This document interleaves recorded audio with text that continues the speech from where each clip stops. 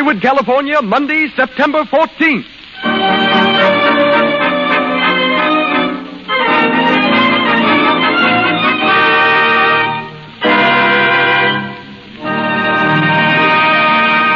The Lux Radio Theater presents Ruth Chatterton and Brian Ahern in Sir James Barrie's play, Quality Street.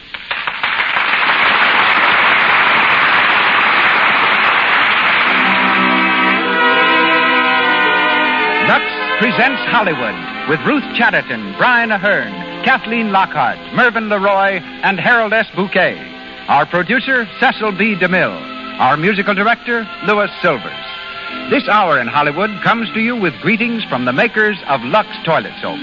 Our welcome also goes to the distinguished audience gathered here in our theater on Hollywood Boulevard, which includes the following Boston dramatic critics who have just returned from Santa Cruz, where the picture Maid of Salem, starring Claudette Colbert, is being filmed. Marjorie Adams, Peggy Doyle, Helen Eager, Prunella Hall, Eleanor Hughes, and Don Messenger. And a hearty welcome also to our old friend, Al Jolson. We hope our program brings you as much pleasure as your presence brings to us.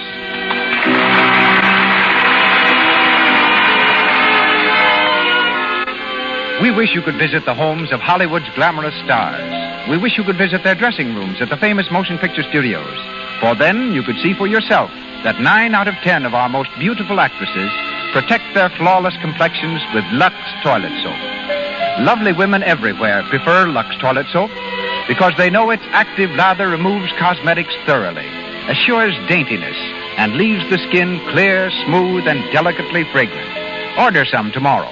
It's so inexpensive that everyone can use Hollywood's favorite beauty care every day. And now, the producer of the Lux Radio Theater, ladies and gentlemen, Mr. Cecil B. DeMille.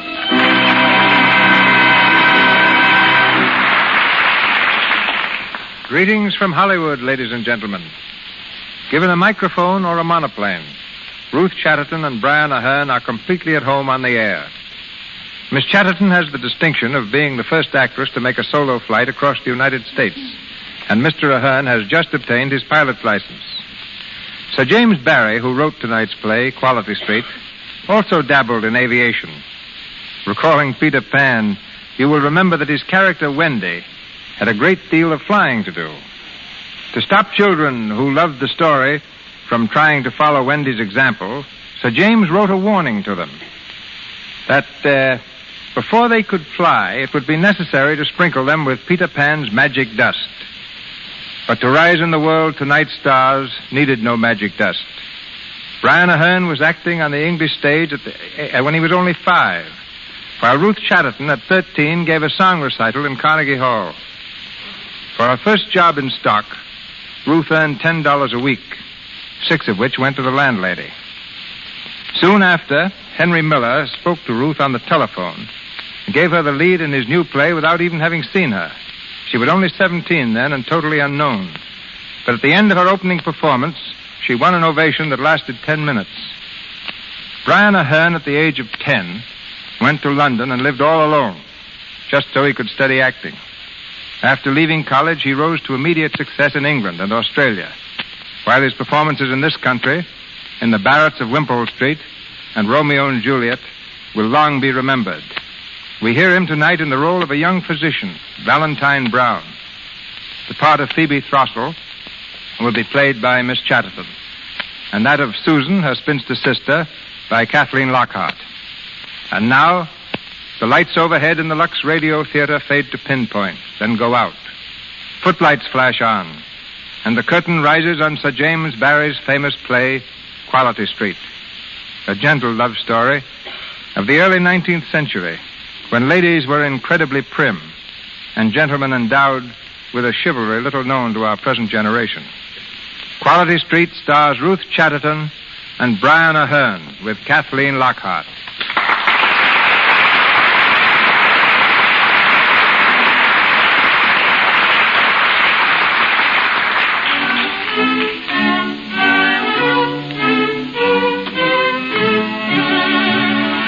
It is the winter of 1805, and Napoleon's greed for empire casts a threatening shadow over all Europe.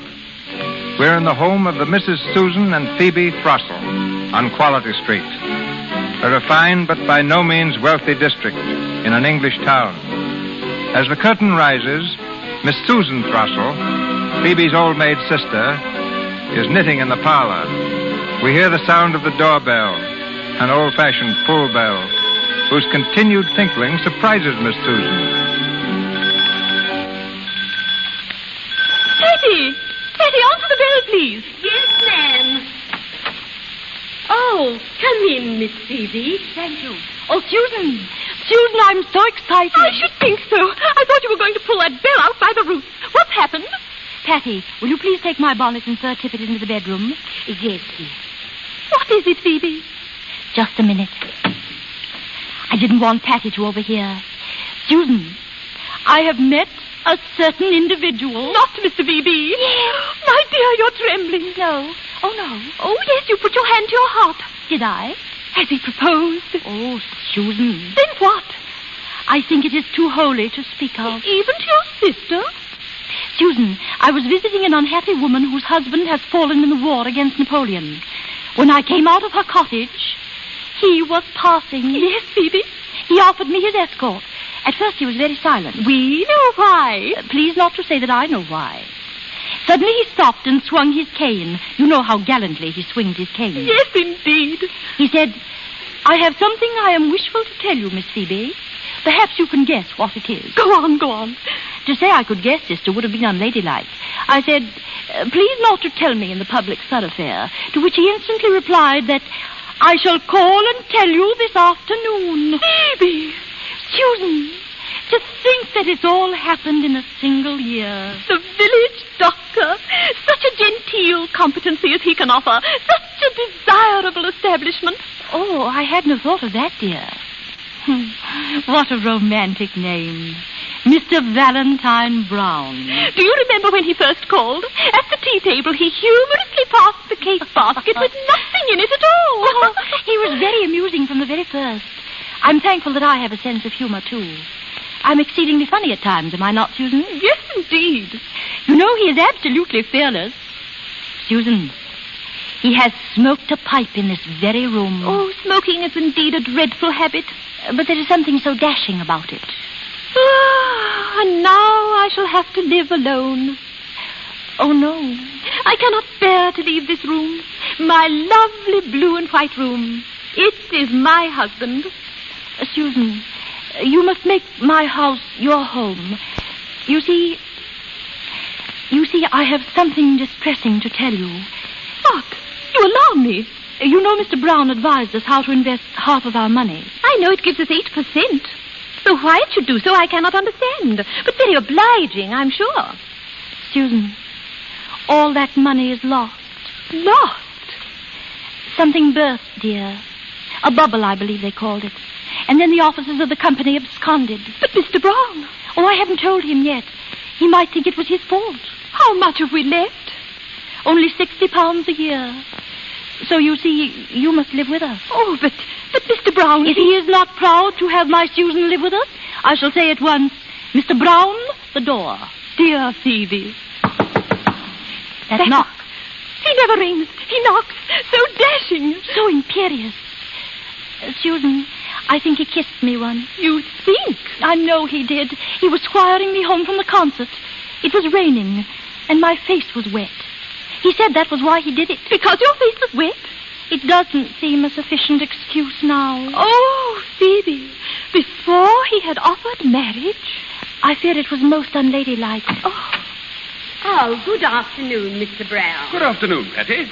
Ah, Miss Susan. How do you do, ma'am? And Miss Phoebe? Miss Phoebe of the pretty ringlets? How are you? Always so dashing. May I sit on this chair, Miss Phoebe? I know Miss Susan likes me to break her chairs. Indeed, sir, I do not. Phoebe, how strange that he should think so. The remark was humorous, was it not? How you see through me, Miss Phoebe. So I am dashing, eh, Miss Phoebe? A little, I think. Well, I've something to tell you today which I really think is rather dashing. Oh, dear. I say, Miss Susan, you're not going before you know what it is. Oh, I know, Mr. Brown. Susan! I don't know. I can guess. Oh, please, Phoebe, you explain. Oh, so you both know. And I flattered myself 'twas such a secret. Am I to understand that you had foreseen it all, Miss Phoebe? Nay, sir, you must not ask that. Anyhow, it was you who first put it into my head. Oh, I hope not. Your demure eyes flashed every time the war was mentioned. The war? The war? Mr. Brown, what is it you have to tell us? But I have enlisted, Miss Phoebe. Did you surmise it was something else? You are going to the wars? Mr. Brown, is this a jest? Not at all. I've chafed for months. I want to see whether I have any courage. I think you have done bravely, Mr. Brown. I leave tomorrow for the barracks in London. So this is goodbye. I shall pray that you may be preserved in battle, Mr. Brown. And will you write to me when occasion offers? If you wish it. With all the stirring news of Quality Street. It seems stirring to us. It must have been merely laughable to you who came here from a great city. You delicious Miss Phoebe. When I first came here, I felt sorry that one so sweet and young should live so grey a life. I wondered whether I could put any little pleasures into it. Oh, you mean the picnics we had together, chaperoned by Miss Susan? Oh, that was only how it began. Soon I knew that it was I who got the pleasures, and you who gave them.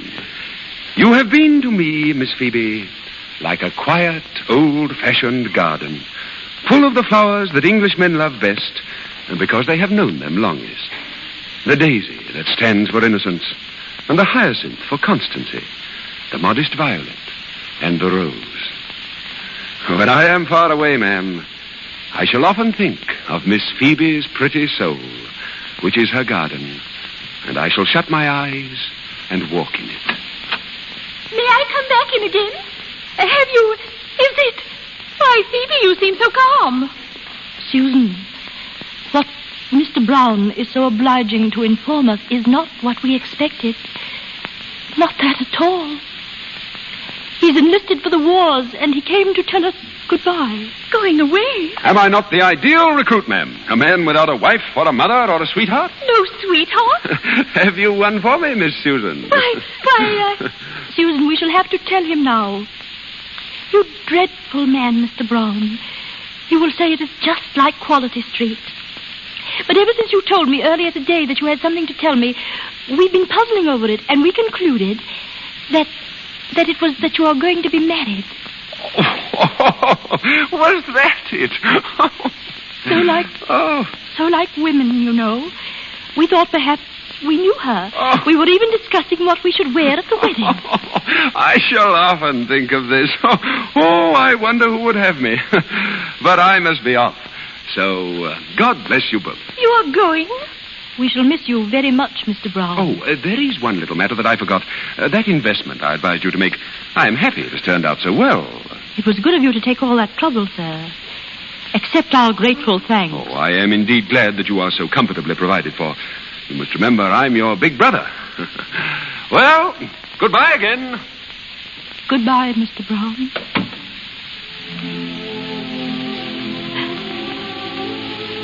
A misunderstanding. Just a mistake. A mistake? Oh, Phoebe, my dear, don't. Don't, Susan, don't. He is a fiend in human form. Nay, don't say that either. He is a brave gentleman. The money. Why did you not tell him? So that he might propose marriage to me out of pity. Oh, but Phoebe, how are we to live with half our money gone? We could keep a little school for genteel children. Only, of course, I would do most of the teaching. You, a schoolmistress? Oh, Phoebe of the ringlets. Why, everyone would laugh. I should hide the ringlets away in an old maid's cap, and people will soon forget them. And I shall try to look staid and to grow old quickly. It will not be so hard as you think, dear. Oh, there are other gentlemen who were attracted to you, Phoebe, and you turned them away. I did not want them. Oh, they'll come again, and others too. No, never speak of that to me anymore. I let him kiss me. You could not prevent it. Yes, I could. I know I could now. I wanted him to do it. Oh, never speak to me of others after that. Perhaps he saw that I wanted it and did it to please me, but I meant I meant that I gave him the kiss with all my love. Sister, I could bear all the rest, but I've been unladylike.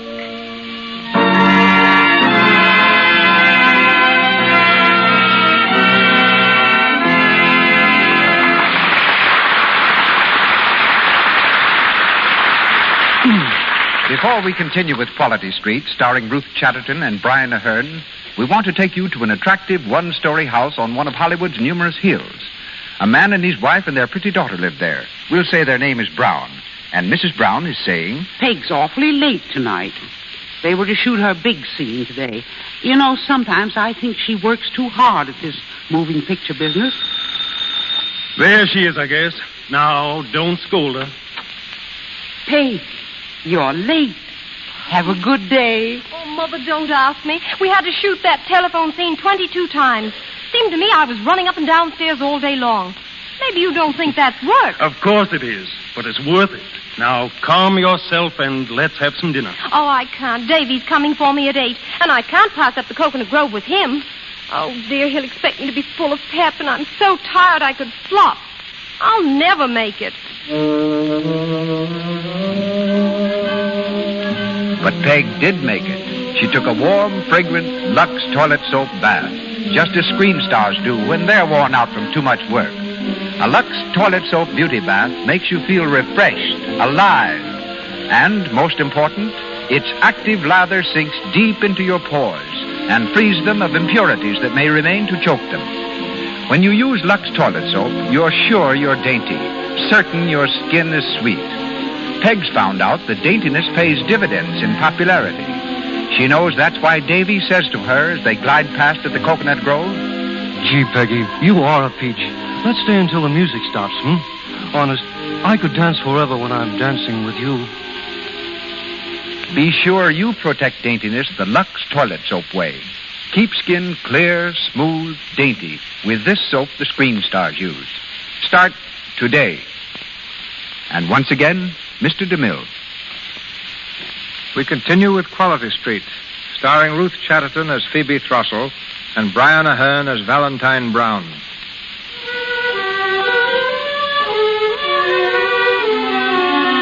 "10 years have passed. Phoebe and Susan are now teaching school, and the once charming sitting room is a jumble of maps and blackboards.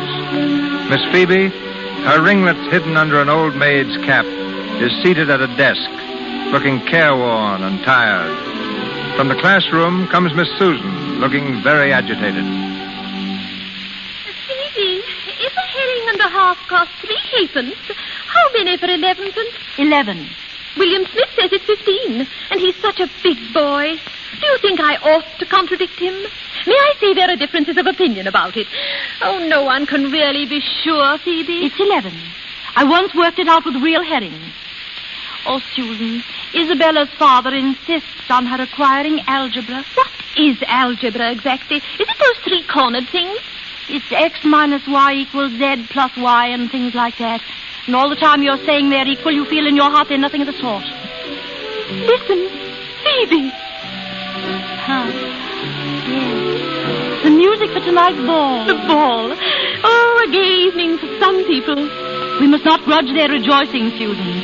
It is not everywhere that there is a Waterloo to celebrate. No, I was not thinking of that. I was thinking that he will be at the ball tonight, Valentine Brown. And we've not seen him for 10 years. Yes, 10 years. We shall be glad to welcome our old friend back, won't we, Susan? You're not going to the ball? No. Dancing is not for the village schoolmistress. But he might pay us a call. Oh, dear me. I must get back to the children.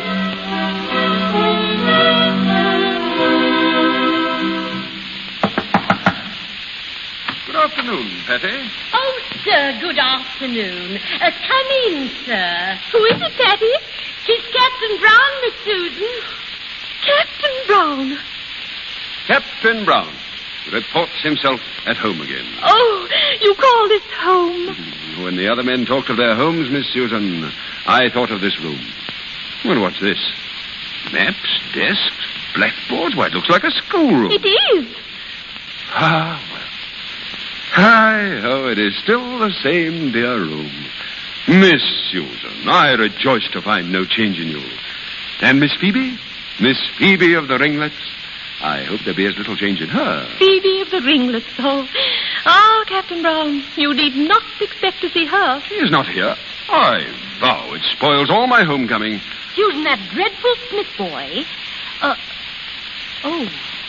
Captain Brown. Miss Phoebe? Is it you, Miss Phoebe?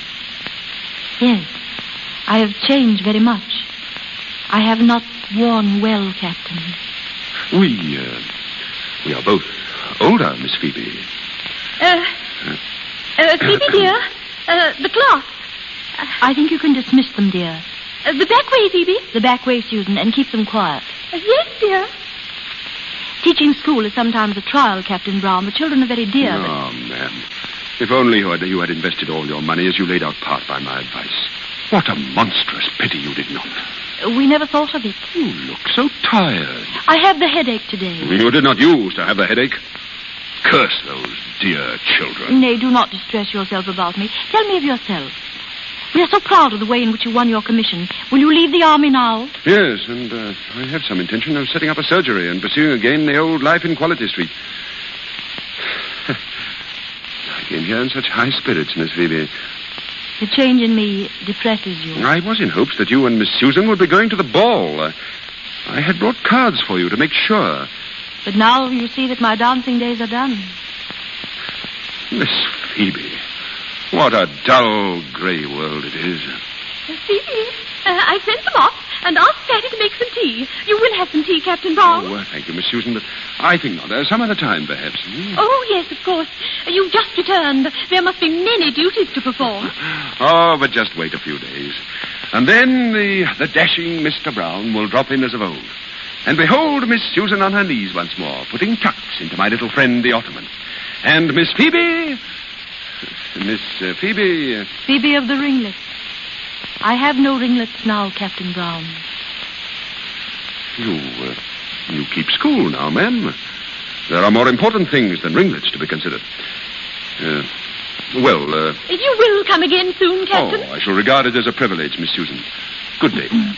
Good day, Captain. Good day, Miss Phoebe. Good day, sir. I wish you very happy at the ball. Thank you, Miss Phoebe. Phoebe. Susan. He thought me old. My dear. He thought I was old because I'm weary. He looked so pityingly at me. How dare he look so pityingly at me? Because I've had to work so hard. Is it a crime when a woman works? Because I've tried to be courageous. Have I been courageous, Susan? Heaven knows you have. But it has given me the headache. It has tired my eyes. Alas, Miss Phoebe, all your charm has gone, for you had the headache and your eyes are tired. My eyes are tired because for 10 years they've seen nothing but maps and death.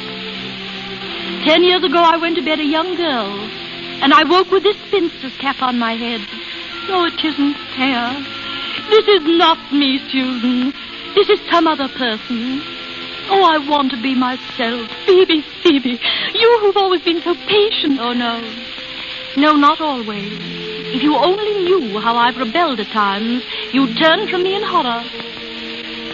Susan, I have a picture of myself as I used to be. I sometimes look at it. I sometimes kiss it and say, poor girl, they've all forgotten you, but I remember. I cannot recall it. I keep it locked away in my room. My room. Oh, Susan, it's there that the Phoebe you think so patient has the hardest fight with herself. I've heard her singing as if she thought she was still a girl. I've heard her weeping. Perhaps it was only I who was weeping. But she seemed to cry to me, let me out of this prison. Give me back the years you have taken from me. Oh, where are my pretty curls, she cried. Where is my youth? My youth, Phoebe. I'm going to my room, Susan. I shall show you the picture of Phoebe. The Phoebe who used to be.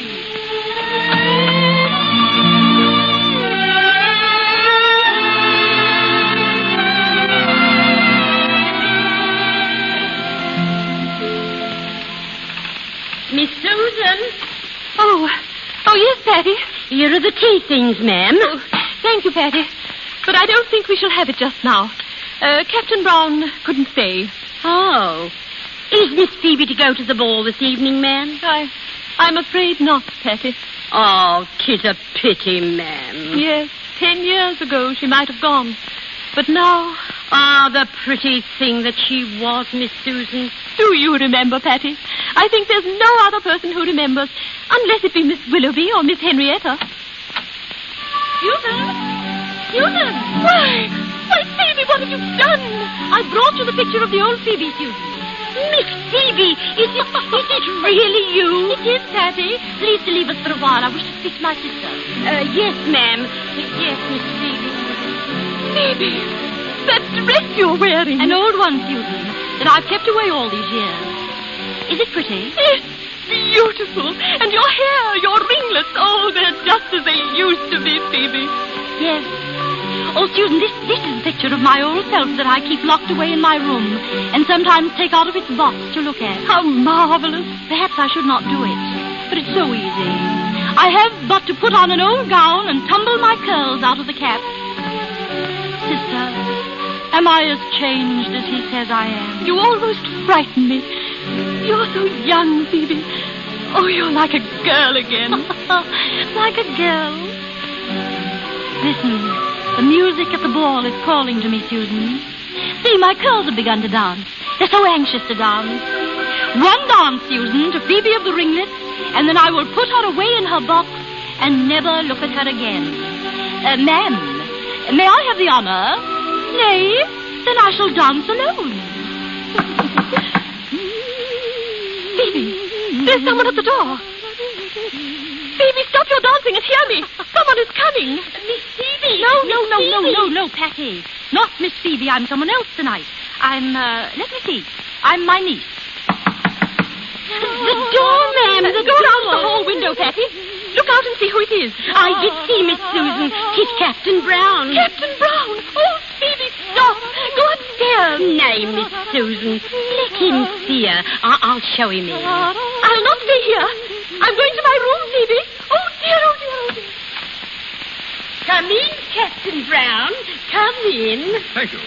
If you'll just step in here, Captain Brown. Thank you. Ah, good afternoon. I'll wager you didn't expect to see me so soon, Miss... Oh, I beg your pardon. Good afternoon, sir. I'm sorry, I thought it was Miss Phoebe. No, sir. 'Tis me mistress's niece. She's on a visit here. Oh, excuse me, ma'am. Patty, I obtained this bottle of medicine at the apothecary's for Miss Phoebe's headache. It should be taken at once.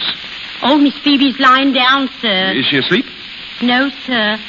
I think she's wide awake, Well, sir. it may soothe her.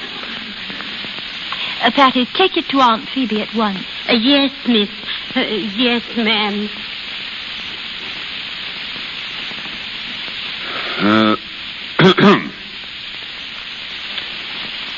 Perhaps I may venture to present myself, Miss Libby, sir. I am Captain Brown, Miss Libby, an old friend of both your aunts. How do you do? I was sure you must be related. Indeed, for a moment, the likeness, even the voice. Law, sir, you mean I'm like Aunt Phoebe? Everyone says so, and indeed 'tis no compliment. It would have been a compliment once. You must be a daughter of the excellent Mr. James Thrushell, who used to reside at Great Buckland. Miss Libby, you go to the ball tonight? Alas, sir, I have no card. I have 2 cards for your aunts. As Miss Phoebe has the headache, your Aunt Susan must take you to the ball. You'll enjoy it tremendously, I'm sure. Oh, sir, do you think some handsome gentleman might be partial to me at the ball? If that is your wish. I should love, sir, to inspire frenzy in the breasts of the maids. But I dare not go. I dare not. Good afternoon, Captain Brown. Ah, Miss Susan, I have ventured to introduce myself to your charming niece. I beg your Aunt pardon. Susan, do not be angry with your Libby. Your Libby, Aunt Susan. This gentleman says he's the dashing Mr. Brown. He has cards for us for the ball, auntie. Phoebe, Aunt Phoebe wants me to go. If I say she does, you know she does. But my dear, I shall see to it, Miss Susan, that your niece has a charming ball. He means he'll find me sweet partners. Nay, ma'am. I mean that I shall be your partner. Aunt Susan, he still dances. Still, ma'am? Oh, sir, you are indeed dashing. Oh, nay, sir, please not to scowl. I could not avoid noticing them. Noticing what, Miss Libby? The grey hairs, sir. I vow, ma'am, there is not one in my head. Oh, sir, dissuade her. Nay, I entreat her. Auntie? Think, my dear, think. We dare not. No, we dare not. But we will. My dear. No use to talk, Aunt Susan. I fixed my mind. We go to the ball tonight. We shall be bright and gay and thoughtless and merry. And we shall dance for the dashing Captain Brown.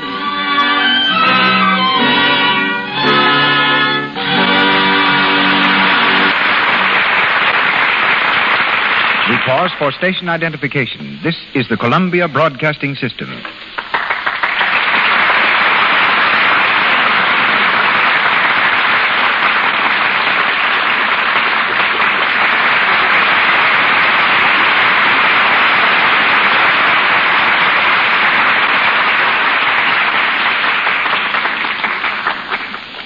We continue shortly with Quality Street, starring Ruth Chatterton and Brian Ahern.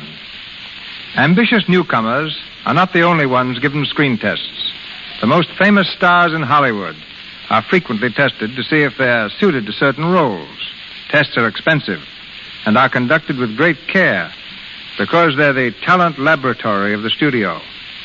The gentleman you are about to hear directs the tests at Metro-Goldwyn-Mayer Studio.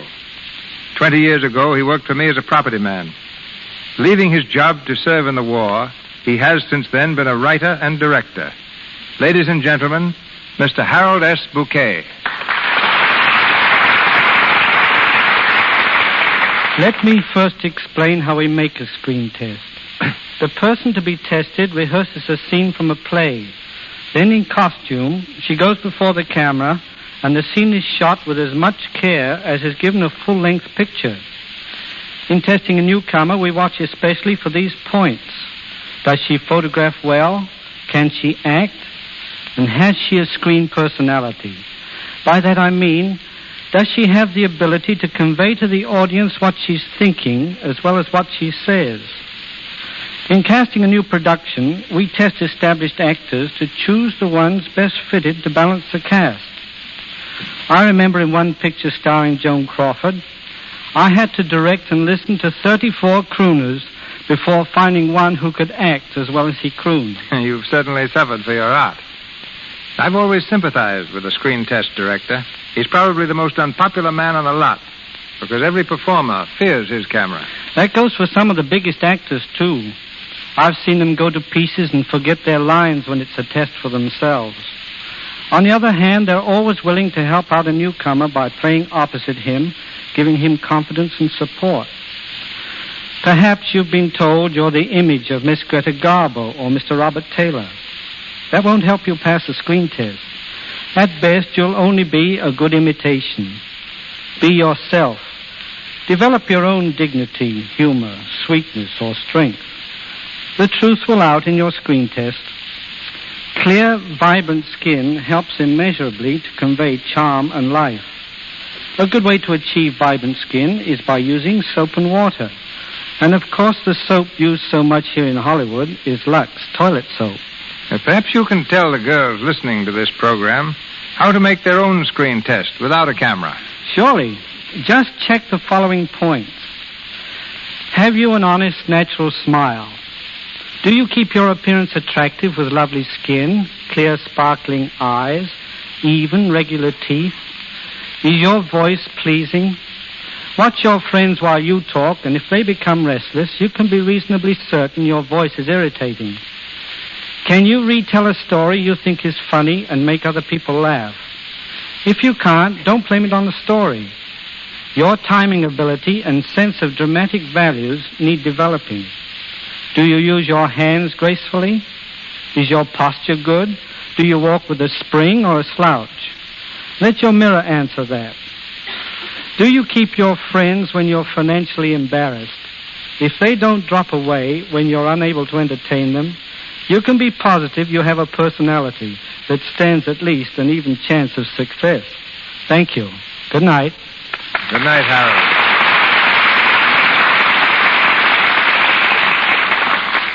Back to our story, Quality Street, starring Ruth Chatterton and Brian Ahern.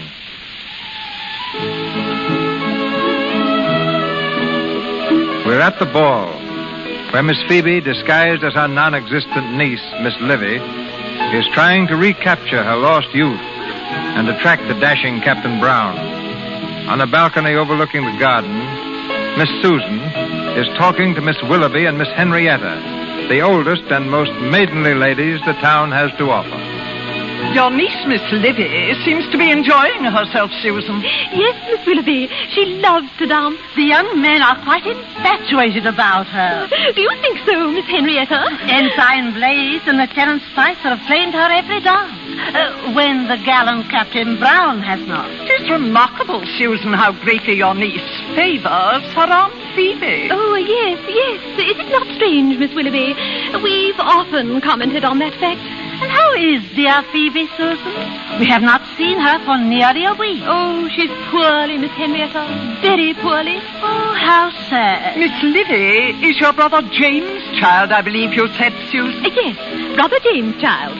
Strange. I cannot remember that your estimable brother ever had a daughter. I thought all the three were sons. Oh, no. 3 sons and a daughter. Surely you remember my speaking of little Livy, Miss Henrietta? No, Susan, I do not. The music has stopped. Your niece is coming this way. Oh, yes, yes. If you'll excuse me. Oh, are we not to meet her, Susan? Oh, yes, certainly. If you wish it. Why, of course. Give me the pleasure of the next dance. Don't come now. You've been dancing with Lieutenant Spicer all day. Nay, gentlemen, you must excuse me. I must speak to my aunt. Will you be long, Miss Livy? I shall try not to be. Then we shall try to wait patiently, ma'am. Come, Ensign. Farewell, Miss Livy. Farewell, ma'am. Farewell, gentlemen. Oh, Aunt Susan, Oh, my dear. Oh, I beg your pardon. I didn't know you were engaged. Livy, my dear, these are 2 old friends of mine. My niece, Livy, Miss Willoughby, and Miss Turnbull. How do you do?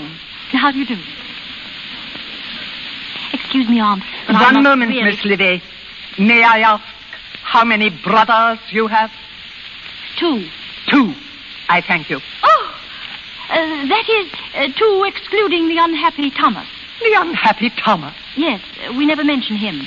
I think I shall go. Come, Miss Henrietta. Yes, my dear. Good night, Susan. Good night, Miss Livy. Good night. Good night, Susan. You think they suspect? I know they do.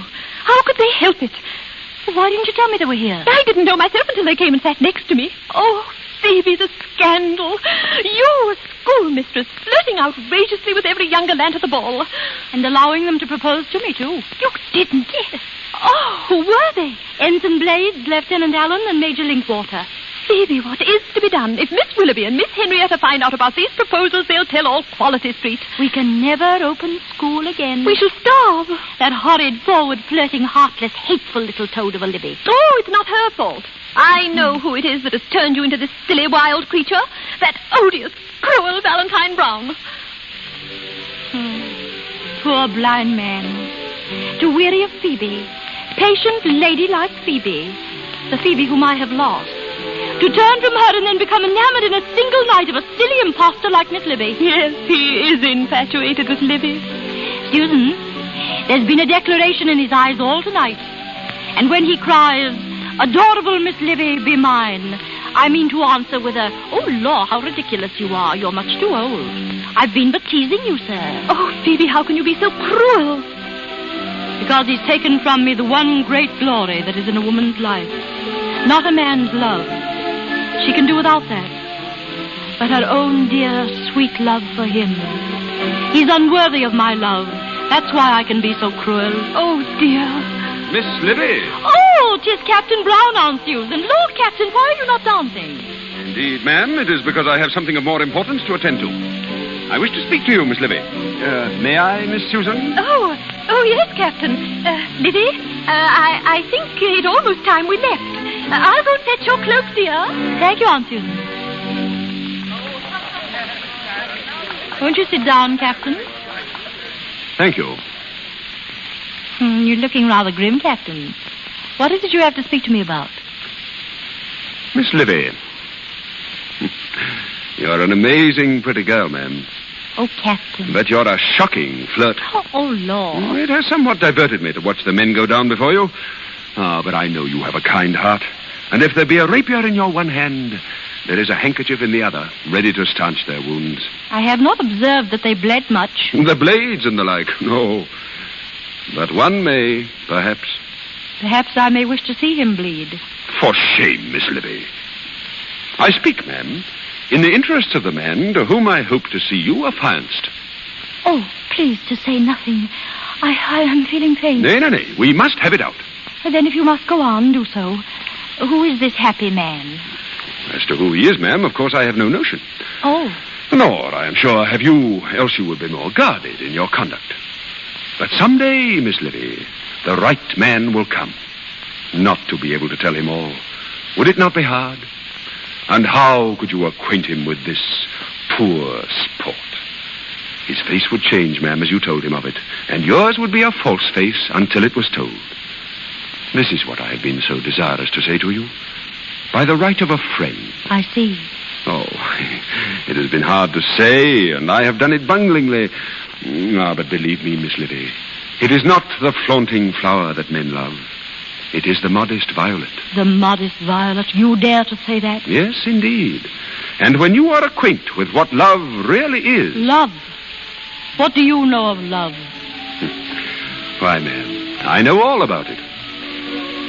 I am in love, Miss Livy, with a lady who was once very like you, ma'am. Not... Oh, no. I hadn't meant to speak of it, but why shouldn't I? It'll be fine listen to you, Miss Livy. Ma'am, it is your Aunt Phoebe whom I love. You do not mean that. Most ardently. It is not true. How dare you make sport of her? Is it sport to wish that she may be my wife? Your wife? If I could win her. May I solicit, sir, for how long you have been attached to Miss Phoebe? For 9 years, I think. You think? No, I want to be honest. Never in all that time had I thought myself in love. Your aunts were my dear friends. And while I was at the wars, we sometimes wrote to each other. But they were only friendly letters. I presume the affection was too placid to be love. I think that would be Aunt Phoebe's opinion. Yet I remember, before we went into action for the first time, I suppose the fear of death was upon me. Some of them were making their wills. I have no near relative. I left everything to those two ladies. Did you? And when I returned and saw Miss Phoebe, grown so tired-looking and so poor... The shock made you feel old, I know. Oh, Miss Livy. But it filled me with a sudden, passionate regret that I had not been killed in that first engagement.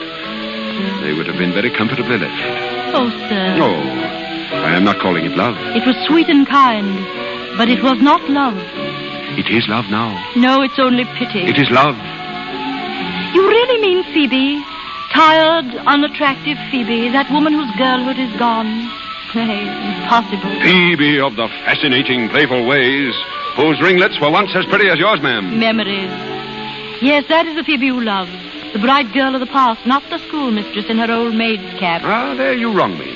For I have discovered for myself that the schoolmistress in her old maid's cap is the noblest Miss Phoebe of them all. When I enlisted, I remember I compared her to a garden. I've often thought of that.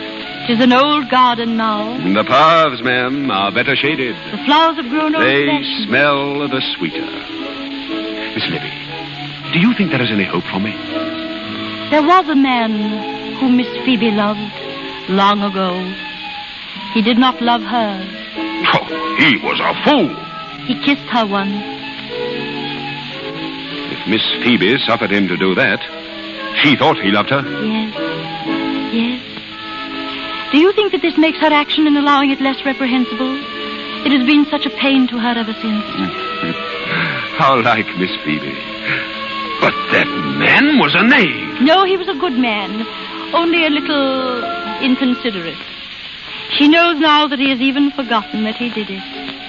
I suppose men are like that? No, Miss Libby. Men are not like that. I am a very average man, but I thank God I am not like that.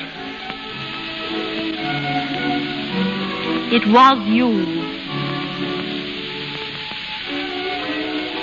Did Miss Phoebe say that? Yes. Then it is true. It was raining, and her face was wet. You said you did it because her face was wet. I had quite forgotten. But she remembers. And how often do you think the shameful memory has made her face wet since? The face you loved, Captain Brown. You were the first to give it pain. The tired eyes. How much less tired they might be if they'd never known you. You who are torturing me with every word. What have you done to Miss Phoebe? Do you think you can ever bring back the bloom to that faded garden? I vow I shall do my best. I shall go to her. Miss Phoebe, I will say. Oh, ma'am, so reverently. Miss Phoebe, my beautiful, most estimable of women, let me take care of you forevermore. Beautiful. No, Miss Phoebe. Ah, ma'am, you may laugh at a rough soldier so much enamored, but 'tis true. Marry me, Miss Phoebe, I will say, and I will take you back through those years of hardship that have made your sweet eyes too patient. Instead of growing older, you shall grow younger. We will travel back together and pick up the many little joys and pleasures that you had to pass by when you trod that thorny path alone. Can't be. Can't be. Nay, Miss Phoebe has loved me. 'Tis you yourself have said it. I did not mean to tell you. She will be my wife yet. Never. You are severe, Miss Libby. Ah, but it is because you are partial to her, and I am happy of that. I partial to her? I'm laughing at both of you. Miss Phoebe, Lord, that old thing. Silence. I hate her and despise her if you knew what she is. I know what you are. That paragon who has never been guilty of the slightest deviation from the strictest propriety. Never. That garden. Miss Libby, for shame. Your garden has been destroyed, sir. The woods have entered it, and all the flowers are choked. You false woman, what do you mean? I'll tell you. What faith you have in her? As in my God. Speak. I cannot tell you. No, you cannot. It is too horrible. You are too horrible, is not that it? Here is your cloak, dear. The carriage is waiting to take us home. Answer me, Miss Libby. Is it not that you are too horrible? Yes, that is it. Libby, horrible? Explain yourself, Captain Brown. Ma'am, I leave the telling of it to her, if she dare. And I devoutly hope that those are the last words I shall ever address to this lady. Ma'am, your servant.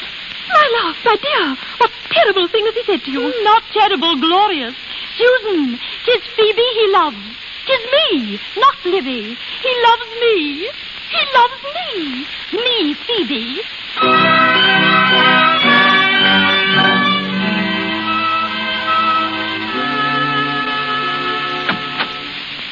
Why, Miss Phoebe, home from the ball so early? Miss Phoebe has had a shock. No, Miss Libby's had a shock, a glorious shock that she richly deserved. Then you must have had a delightful time at the ball, and that's the main thing. Who can that be?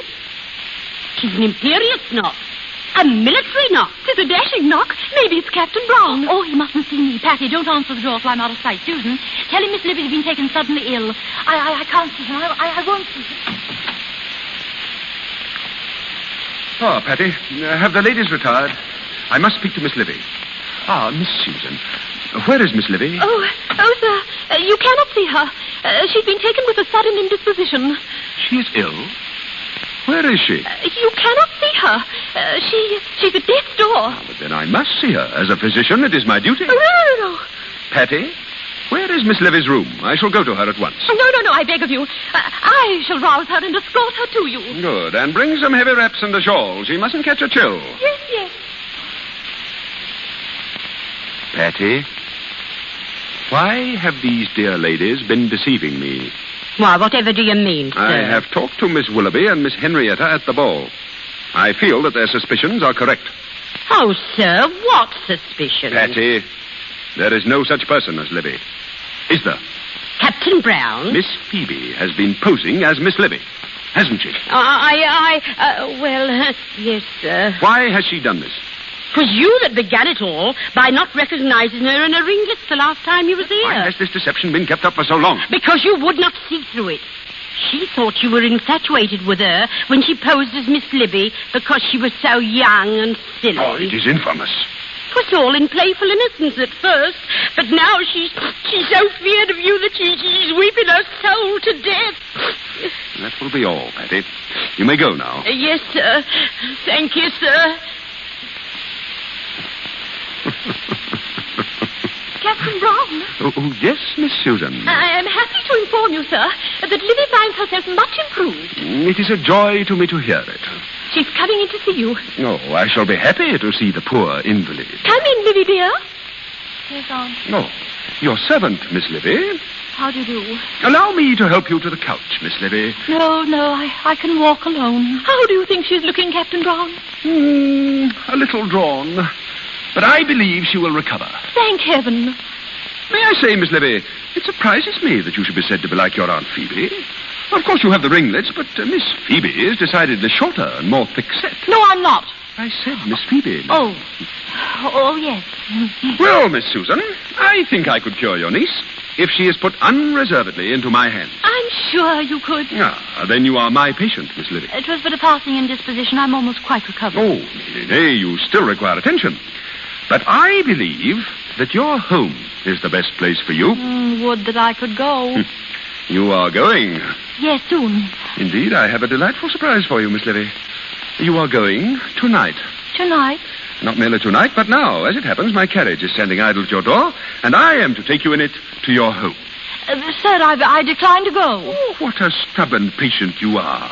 Miss Susan, can't you persuade her? Indeed, Captain, I cannot. Oh, well, then I must speak to Miss Phoebe. Oh, dear. Where is she? I cannot tell. You don't know. Very strange. She is your aunt, is she not?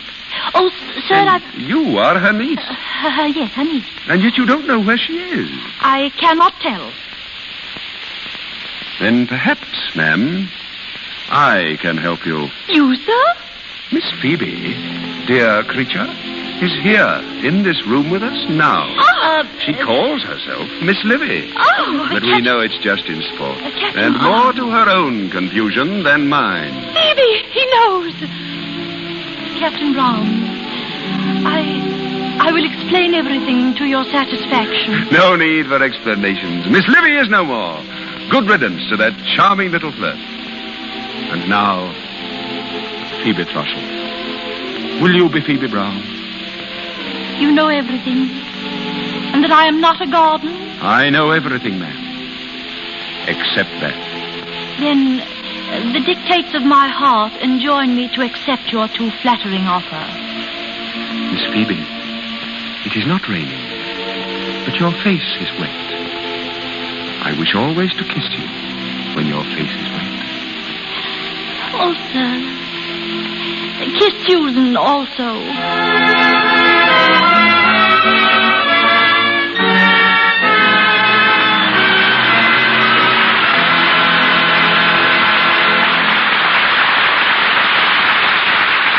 The romance of Phoebe Thrushell and Valentine Brown comes to its happy conclusion. But before our program concludes, Ruth Chatterton and Brian Ahern will be back at the microphone. When the late Theodore Roberts, one of the screen's great character actors, was performing on the San Francisco stage, he took a liking to a young newsboy and got him a job in the play Barbara Frietchie. All the boy had to do was perch on the limb of a tree and shout, "The Yankees are coming." During his performance, the lad took a bow.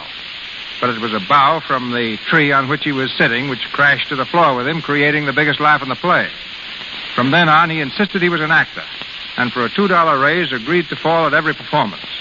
That literally is how Mervyn LeRoy crashed into the show business. Today, as producer-director at Warner Brothers Studio, he has to his credit such pictures as Tugboat Annie, Little Caesar, Five Star Final, I Am a Fugitive from a Chain Gang, and the great current hit, Anthony Adverse. Ladies and gentlemen, Mr. Mervyn LeRoy.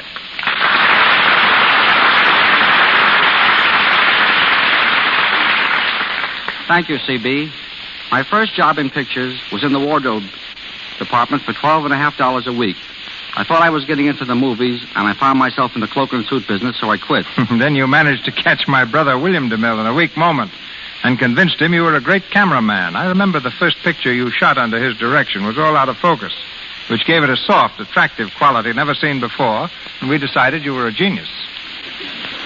But I was smart, so I quit being a genius and got myself a job as an actor for you, Mr. DeMille. Mervyn played the role for me in Triumph. The scene was in a canning factory.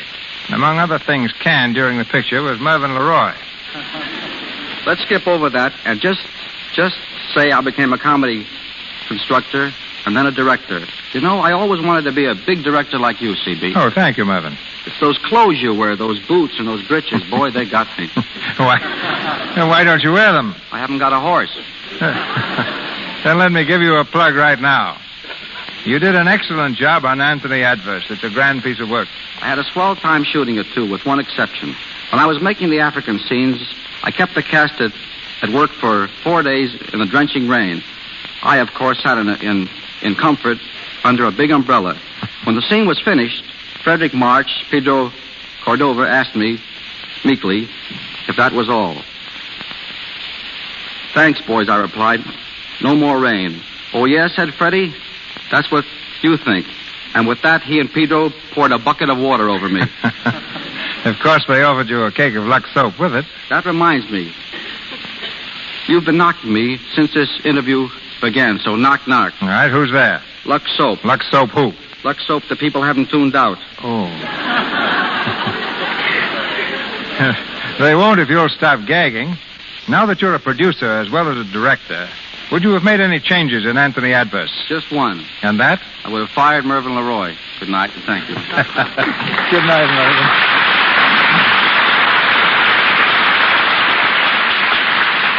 Last week, the National Air Races were held in Los Angeles. Tonight's leading lady sponsored one of the features, the Ruth Chatterton Air Derby for sportsman pilots. Brian Ahern planned to compete, but his motion picture contract forbids flying, and he found himself grounded on Quality Street. However, it's a one-way street that leads our stars right back to the microphone. Ladies and gentlemen, Ruth Chatterton and Brian Ahern.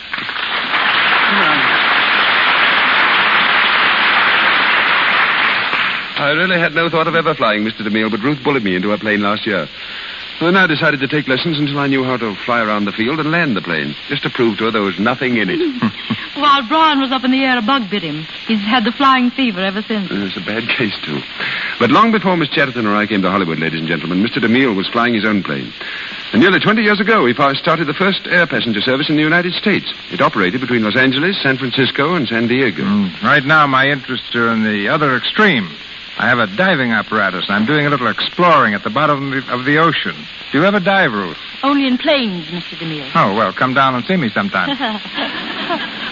Gladly, but make the date soon, because, you see, I think I'm leaving Hollywood this fall for a season on the New York stage. Brian is, too. Well, success to you both. Are you flying back? Of course, I always fly, weather permitting. I know of nothing more invigorating. It's almost as invigorating to put my ship down and step into a shower with Lux toilet soap. Lux has flown with me all over the country. I'm never without a parachute or Lux. You can depend on either to save your skin. I'm particularly glad to have had you and Brian in a DeMille production before you left. I tried to get him before, but he was afraid of Hollywood. Well, Hollywood no longer terrifies me, but I still can't understand the autograph hunters. They ask me for my signature, but usually they haven't the slightest idea whether I'm King Solomon or Mickey Mouse. So, Mr. DeMille, thanks for a grand show. Good night. Good night, Mr. DeMille. Good night, pilot. Happy landing.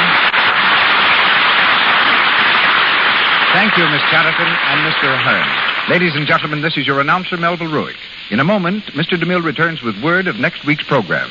Mr. Ahern appeared on this program through courtesy of Samuel Goldwyn Productions. He is now co-starring with Merle Oberon in the Samuel Goldwyn picture Covenant with Death. Mr. LeRoy appeared through courtesy of Warner Brothers Studio, where he has just produced and directed Three Men on a Horse. Mr. DeMille through courtesy of Paramount, Mr. Bouquet, Metro-Goldwyn-Mayer, and Mr. Silvers, 20th Century Fox, whose new picture Ramona was musically arranged by Mr. Silvers. And now, Mr. DeMille. As a novel, as a play, as a motion picture, Trilby ranks as one of the classics of literature and drama. Next Monday night, we bring you this story of the little French singer and the hypnotist Svengali. Our stars, Miss Grace Moore and Mr. Peter Lorre. This musical and dramatic event will mark the opening of the fall season of the Lux Radio Theater.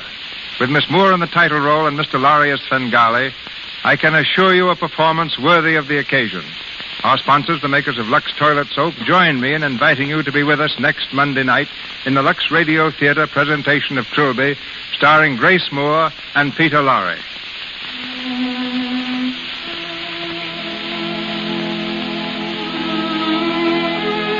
Today, the motion picture industry suffered one of its greatest losses, Irving Thalberg. The Lux Radio Theater joins Hollywood and the entire nation in extending deepest sympathy to his wife, Norma Shearer, and his family.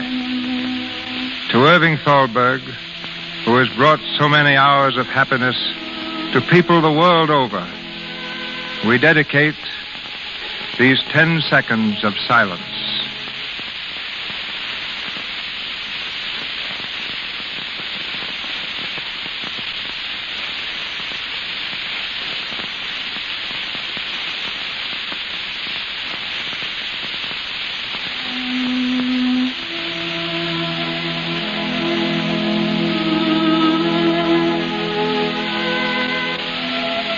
This is Cecil B. DeMille saying good night to you from Hollywood. This is the Columbia Broadcasting